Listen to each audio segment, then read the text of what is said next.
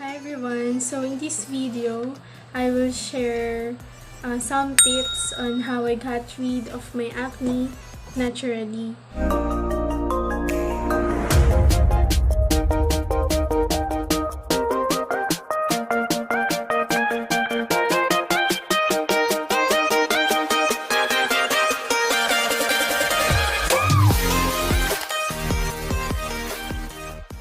So, kung nabasa niyo yung Facebook post ko, so, shinare ko dun yung story ko on how I cleared my acne. So, nabanggit ko dun yung healing from within. So, yun nga yung tinutukoy ko. So, yung hinil ko yung acne ko naturally. So, aside from the home remedies na dun sa post ko, gagawin ko rin siya ng ibang video kung gusto nyo. Kasi, may nagtatanong kung paano ko ginawa yung oatmeal na scrub and then yung honey mask or yung turmeric mask. So, dito, i-share ko muna kung ano yung mga kinain ko or ano yung mga iniwasan ko, ano yung mga in-intake ko. So, yun. So, without further ado, so let's start. So, first, eto muna yung mga foods na dapat nyo iwasan. So, unang-una is sugar. So, alam naman natin na ang sugar ay hindi talaga maganda sa katawan. Okay, so kasi pag kumain tayo ng maraming sugar, ang tendency, tumataas yung insulin natin. And then yung insulin na yun, siya yung nagpapataas din ng androgen hormones na nagkakos ng sebum sa mukha natin. And then, eventually, magiging acne. Okay, so yun, una, sugar. Then, aside from sugar, number 2, yung mga dairy products like milk, cheese, butter, mga cultured na yogurt, mga sour cream, or kung ano pa mang pagkain na may milk. So, ang tendency kasi kapag kumain tayo ng mga dairy products, parang napapataas din yung hormones natin sa katawan na pwedeng mag-lead sa hormonal imbalance. Na yung hormonal imbalance, yun din yung nagkakos ng acne. So, same sa naging case ko, ako meron ng hormonal imbalance noon. Kaya talagang pinaka-iniwasan ko ay yung mga dairy products.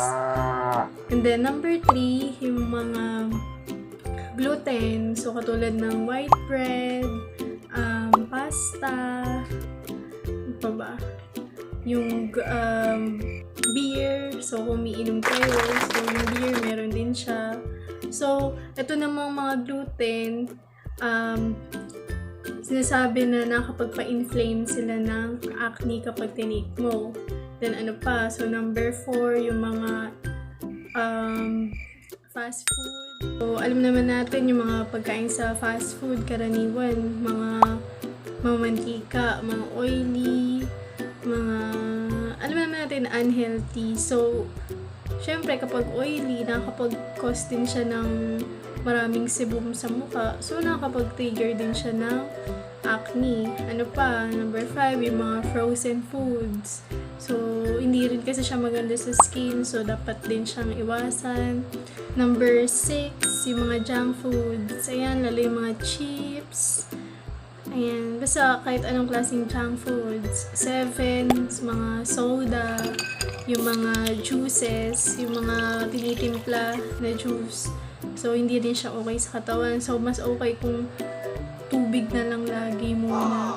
And then, 8, last, yung mga foods na sensitive yung skin mo or na allergic ka. So, sa case ko, ang napansin ko na nakapag-trigger ng acne kapag kinain ko yung chicken. Kahit sobrang favorite ko yung chicken, iniwasan ko talaga siya.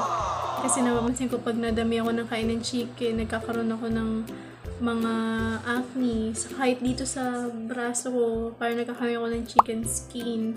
Kaya iniwasan ko siya. Ano pa, yung mga seafoods, kung allergic kayo sa seafoods. Kasi ako, kapag nadami din ako ng kain, so nangangati din ako. At iba pang malalansang pagkain. So next, ano naman yung mga pagkain na dapat natin kainin para ma-support natin yung skin or maiwasan natin yung acne. So first, na kinain ko, yung mga yellow or orange na vegetables. So like carrots, kalabasa, basta lahat ng yellow or orange na gulay. So maganda sila, may vitamin A sila. At yung vitamin A na yun, maganda talaga siya sa balat. So ano pa? So yung mga dark leafy vegetables, katulad ng mga spinach. So medyo pricey yung spinach. So pwede yung mga kangkong, pechay. So lahat ng mga dark na vegetables. So ano pa? So okay din yung tomato. Okay, so kadalasan nga nun kapag nagluluto na ako, nilalagyan ko na siya ng tomato kasi maganda rin siya sa skin. Yung mga berries, blueberries, yung mga good nuts. Kapag sinabi natin good nuts, hindi yung hindi peanut, so yung mga almond. So, ayun. Yun yung mga okay na kainin. And then, iniwasan ko muna yung white rice. So, kinain ko nun yung brown rice. Kasi, yung brown rice, meron siyang fiber. So, okay din kasi yung fiber. So, since, kung nabasa nyo nga yung Facebook post ko, sinabi ko din yung leaky gut. So, yung leaky gut kasi, pwede rin siya makakause ng allergy or acne. So, good kasi sa gut natin yung mga fibers. So, kaya kumain ako ng mga foods na rich in fibers. Yun nga yung mga brown rice, oatmeal, chia seeds, flax seeds, at yung mga iba-ibang nuts na good sa skin para lang ma-promote yung or maging okay yung gut ko. Minom din ako ng mga tea like turmeric tea, green tea, para maging okay din yung skin. So, yun yung mga food na more na kinakain ko. Next tip is to take supplements. So, ano ba yung mga supplements na yun? Katulad ng probiotics, vitamin C, vitamin A, zinc, and vitamin E.